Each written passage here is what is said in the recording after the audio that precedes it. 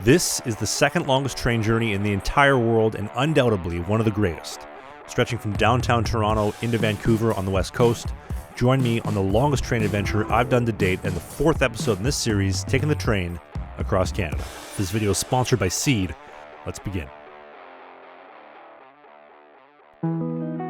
Our journey begins here in Toronto, inside the city's castle and Grand Railway Hotel, the Royal York, completed by the Canadian Pacific in 1929 for passengers traveling by rail to and from Toronto Union Station. And this video isn't about the Royal York, but it has played a huge role over the course of the Canadians' history. And this palace is absolutely stunning, inside and out. So if you're doing this trip, it's definitely worth the walk across the street to go see inside. The Canadian itself is scheduled to depart this morning at 9:55 a.m. sharp. So at around 7:30, Mom and I would head across the street and into Toronto Union Station, which has been the same Eastern Terminus starting station that has hosted the Canadian since she debuted on April 24th of 1955. And this gorgeous station itself is a blast to the past, as she has been in service for just shy of a century, opening in 1927. And despite it taking almost 20 years to complete due to World War I and a supply shortage that followed, upon opening, it was absolutely stunning. And today, we would head inside and into the business lounge. Now, Mom and I are riding in Sleeper Plus today, which gets you access to the business lounge, where the espressos are always hot, completely bottomless. And actually just below the espresso bar is this really cool mural of the old school photos honoring the golden era of rail travel in Canada, including the Canadian, when she was a Canadian Pacific passenger train from 1955 until 1978, when Via Rail Canada was formed and took over all of Canada's passenger service. And speaking of, it actually wasn't long after this that Mom and I would head out and make our way to the platform. And as we were walking, I actually overheard a gentleman talking about how this was his dream for years to take the Canadian across Canada. And well, today he's finally doing it. And whether this is your 12th time taking it like me, or your first like my mom or him, this is an absolute timeless experience, and actually just a few days shy of the 70th anniversary train leaving here, marking 70 years since this train debuted. And we are riding in the exact same cars that were in service back then. And of course, with some fresh paint and a couple interior changes. But our consist today is 15 cars long, and with the diesel locomotives included, it'll bring us up to a total length of 1,400 feet. And considering that each car weighs roughly around 100,000 pounds, this consist has a total weight of 1.7 million pounds. And the three F40 model diesel electric locomotives, they pack a punch, and they're going to be pulling this consist all the way to Vancouver.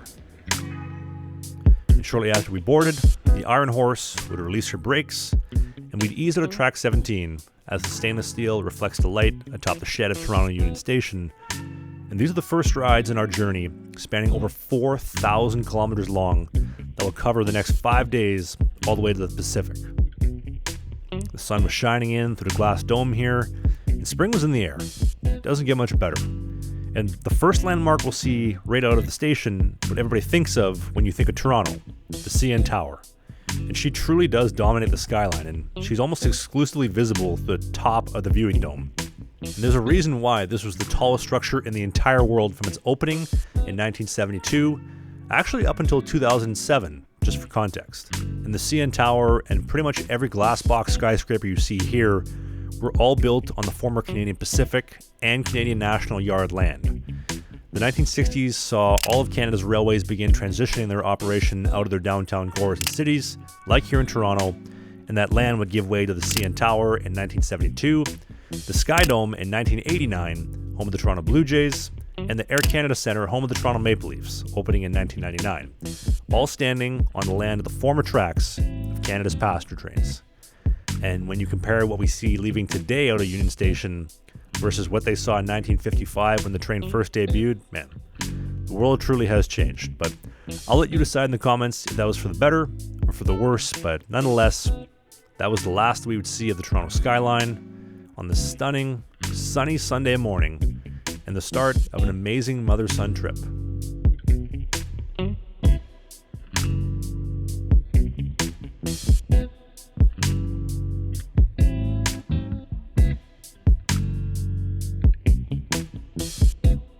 Shortly after leaving Toronto, it was our first call for brunch. And if you're not familiar with dining on the Canadian, This is literally one of my favorite restaurants anywhere, not just in the country, but in the world. It's the white tablecloth service with a menu prepared by classically trained chefs. Now for brunch today, I got the pulled pork on flatbread. Mom, on the other hand, got the shrimp skewers. Both were fantastic, and I've covered the dining experience in depth in earlier episodes in the series on taking the train across Canada, but whether it's fluffy pancakes or omelets for breakfast, rack of lamb, or prime rib, you will not go home hungry. Lunch and dinner are 3-course meals with soup and starter, your main and dessert. I mean, come on. It doesn't get any better than eating on the Canadian.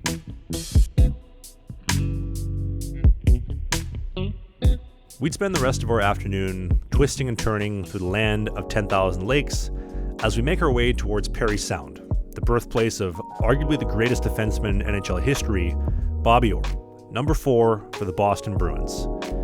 And that is marked by the Parry Sound Trestle, and this trestle has stood for almost 120 years, constructed by the Canadian Pacific in 1908, standing 30 meters above the Sagan River, but you will only ever see this trestle if you're westbound like we are today.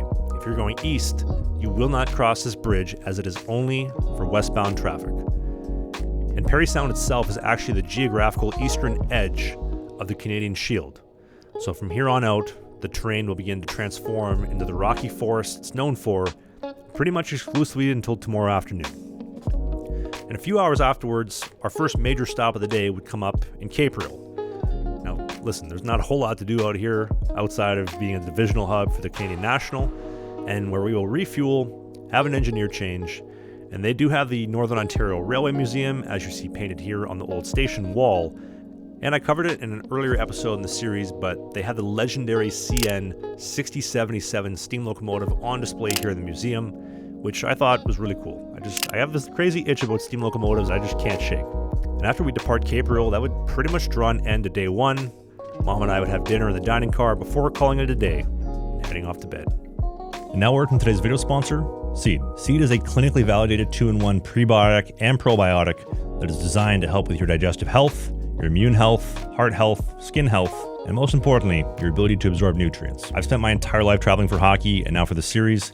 And when my mother of all people said, you have to try Seed and was hyping it up, it was an absolute no-brainer. I mean, she is the ultimate influencer as far as I'm concerned. The Seed DSO1 delivers 20 times the live bacteria compared to any of your leading greens powders, and is specifically formulated. Reduce abdominal bloating after just 2 weeks, help with any digestion or stomach issues, provide relief from your everyday gut discomforts, whether it's gas or bloating, reduce intermittent constipation in 2 weeks, and my personal favorite, improve my skin health for a little bit of extra glow, and most importantly, absorbing the nutrients from the food that I'm eating, preventing toxins from reaching my body, and ultimately flushing out really expensive supplements. And if you are still on the fence about having Seed help you the same way that it helped my mom and myself, we're going to make it even easier than ever before.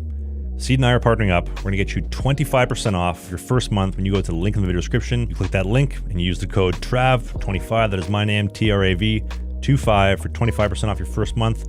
And what are you waiting for? Get Seed today. And thank you so much to Seed for sponsoring this video, making this series possible.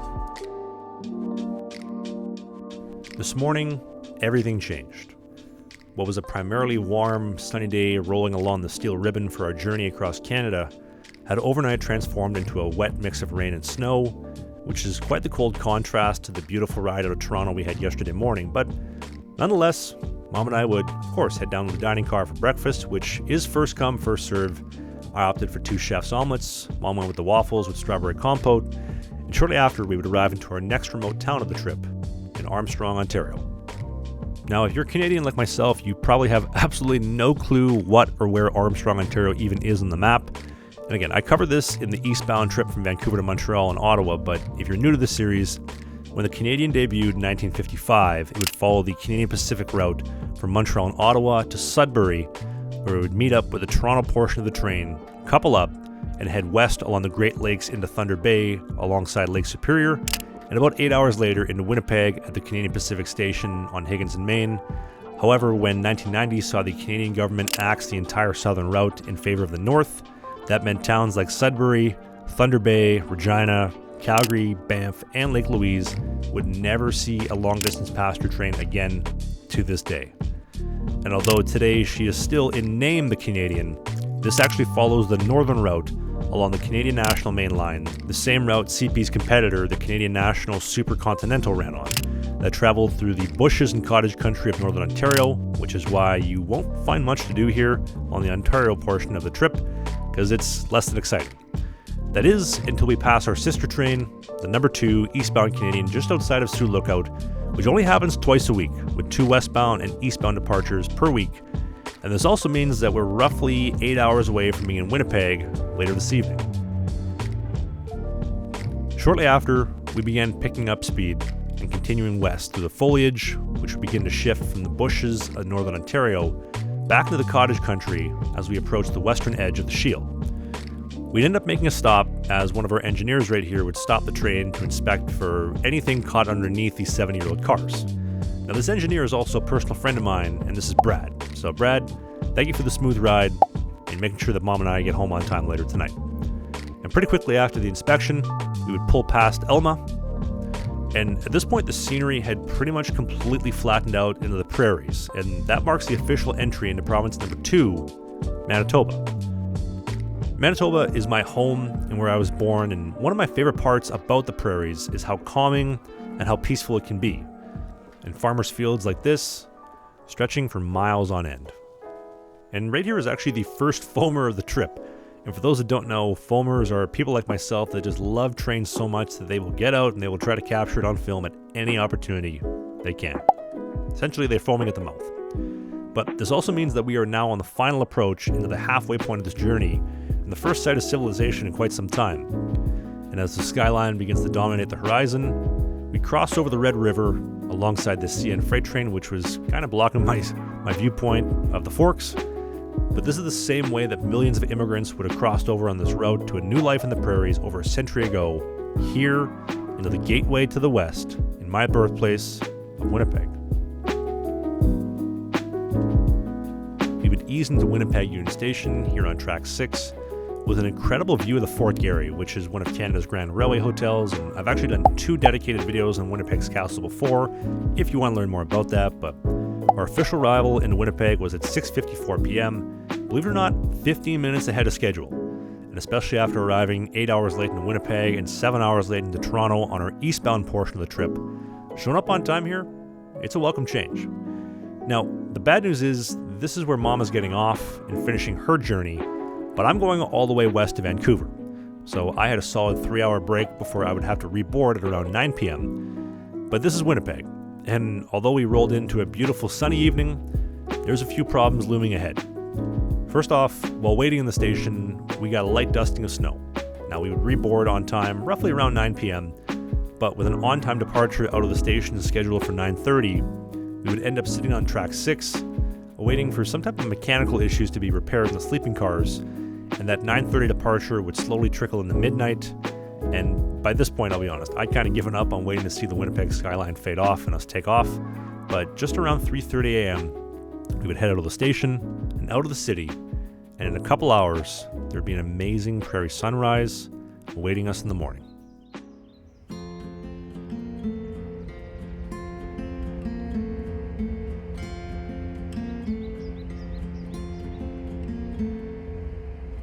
This morning, we were just creeping into the Qu'appelle Valley for sunrise over the horizon. And interestingly enough, when I went Jasper to Winnipeg, we were so far behind schedule that we actually missed the entire Qu'appelle Valley and would pass through it in the dark. But because we were actually so far behind schedule going west this time, instead of passing through it at night, we're actually going through it right at sunrise. And the Trestle is one of the biggest highlights here. It's a little bit tough to see here as the sun was just rising, but right here is a better visual. It's a trestle that was built in 1907 as a part of the Grand Trunk Pacific's transcontinental route from Winnipeg to the Pacific and Prince Rupert. The Qu'appelle Valley itself actually stretches over the Manitoba-Saskatchewan border and into Regina, which, as mentioned earlier, has not seen a passenger train since January of 1990, and Regina Union Station has actually sadly been converted into a casino, which I'll cover more on my Railway Hotel episode coming up at the Hotel Saskatchewan. And by 7:30, it was time for breakfast. So I'd head down to the dining car by myself. A little bit lonelier without Mom here, but hey, it didn't last long because once the chefs brought the chef's omelet out with a side of orange and cranberry pancakes, it's pretty impossible to leave this train hungry or sad. Fresh air in it. 5:10? About 5. Maybe 10. Oh, wow. Roughly at 8:30 a.m., we'd pull into our next major stop here in Melville, Saskatchewan, a town of 4,000 people, home of the Melville Millionaires junior hockey team, and named after the pioneer and visionary behind the Grand Trunk Pacific, Charles Melville Hayes, who really willed his dream of a coast-to-coast railway into a reality, despite never seeing it completed in 1914, due to his passing at the sinking of the Titanic 2 years earlier. So my accommodations here are in a sleeping car, and all Sleepy Manor cars are named after various Canadian patriots that shaped the country in some way. My sleeping car is Elgin Manor, named after Lord Elgin James Bruce, who was the Governor General of British North America in the mid-19th century, and he's also the namesake of the Lord Elgin Hotel in downtown Ottawa. Now, I've never stayed there, but I have spent a few nights on board the Canadian, and I gotta say, the upper berths are by far my favorite sleeping setup. It's super spacious, super comfortable. You get access to a shower in the car, and it's got great water pressure, gets super hot or super cold depending on what you're into, and it's honestly just a great setup, and I cannot think of a better way to travel across the country that I call home on the Canadian. Although a few hours behind schedule, we would spend the rest of the morning passing by grain elevator after grain elevator, small towns like Watrous, Saskatchewan, and a few hours later, we would make our next stop, crossing over the South Saskatchewan River and through the CN freight yards into the biggest city in the province of Saskatchewan, Saskatoon. And as we pulled into the station, the sun actually decided to come out, and this 1 hour station stop got a whole lot better on this beautiful +1 day with the sun's rays shining in Stoon. And now Saskatoon is often referred to as Paris the Prairies for just how cultured it is. And I spent a couple days here last summer, and I'll confirm it. Saskatoon is easily one of my favorite cities in Canada. Lots to do, friendly people, and since this series was inspired by the Grand Railway Hotels of Canada, if you get a chance to stop by the Best Borough Hotel or dine there, I can't recommend it enough. And it's actually one of the few major landmarks that you can still see in the Saskatoon skyline from the train, as you see here, right off in the distance, that pointy little tip, the Best Borough Hotel. We'd reboard, and our locomotives would begin reversing out of the station, backpedaling out on the CN main line before we'd pull out of the freight yard, heading west for the prairies that will occupy pretty much the rest of the afternoon. By late afternoon, we were actually making up quite a bit of time across the prairies, passing by the small town of Bigger, Saskatchewan, and believe it or not, the town slogan is, "New York is big, but bigger is better."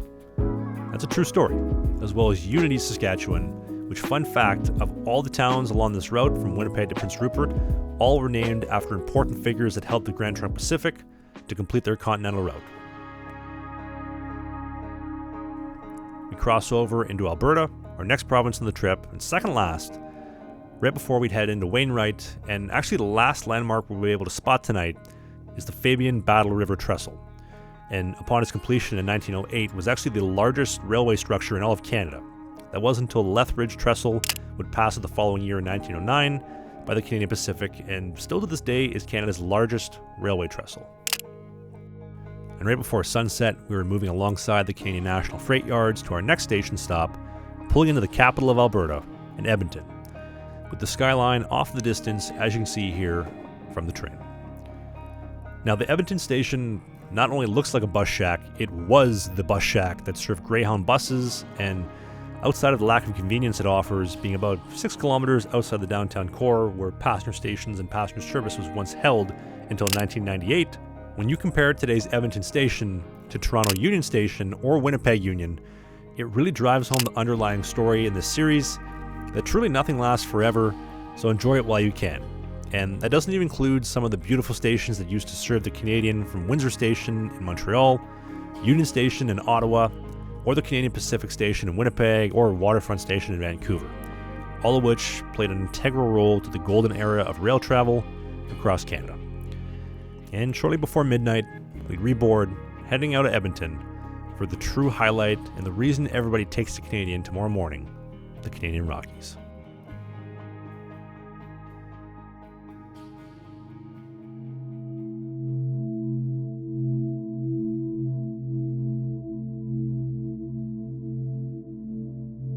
This morning, I was up in the dome car early, even before the red hue on the horizon was up. Now I get it.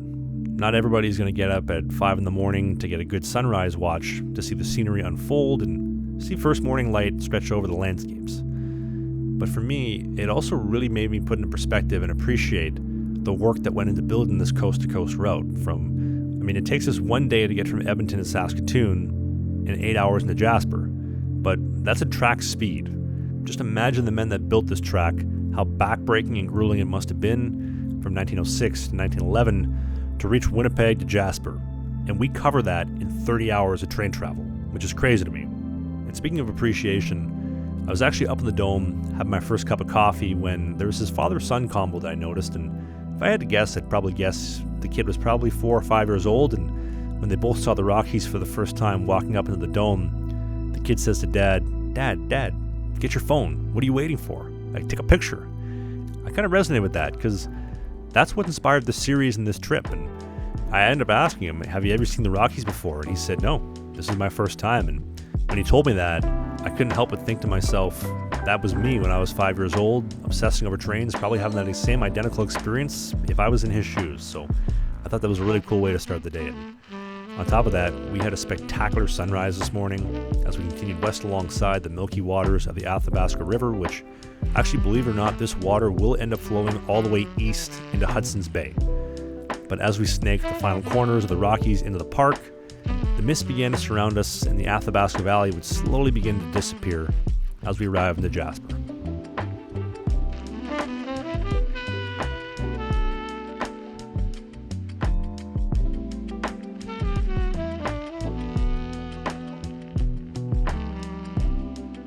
It may be hard to tell from here with the overcast day in Jasper, but this place is one of my favorite spots in Canada. From the abundance of wildlife, nature everywhere, loads of lakes, and to be honest, just one of the most peaceful spots I think you'll find anywhere in the country, especially when you compare it to the go style to its southern counterpart in Banff. And back in Jasper, outside the station, they actually have CN locomotive 6015 outside, which has a cool story because it's actually the second locomotive that was rested here. They had this beautiful retro-colored CN 6060 locomotive until 1972, when she was swapped out for 6015, where she has rested ever since. And the original 6060 today is actually under repairs for the Alberta Steam Train excursion operating out of Stettler, Alberta, which will hopefully return soon. And I actually learned that story from this guy right here, Matt, who is a VIA engineer and, again, another personal friend of mine, and not just a wealth of knowledge on the rails, but also at the helm of our train, driving us into Kamloops for later tonight. We'd reboard right as the sun actually decided to shine down and come out just for a brief moment today. And we depart shortly after 10 a.m., pulling our 15-car consist west out of Jasper.